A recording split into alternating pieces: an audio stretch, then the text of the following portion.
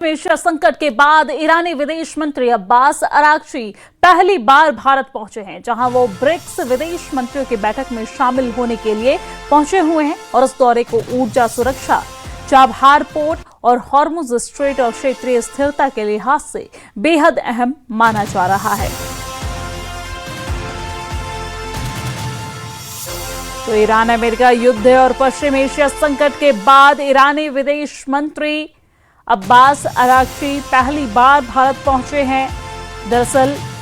भारत में ब्रिक्स विदेश मंत्रियों की बैठक में शामिल होने के लिए वो भारत पहुंचे हैं और ये बैठक इस वक्त नई दिल्ली के भारत मंडपम में चल रही है। हालांकि जानकारी ये भी है कि इस बैठक के खत्म होने के बाद 1 बजे दोपहर 1 बजे सेवा तीर्थ में सभी देशों के विदेश मंत्री प्रधानमंत्री नरेंद्र मोदी से मुलाकात करेंगे।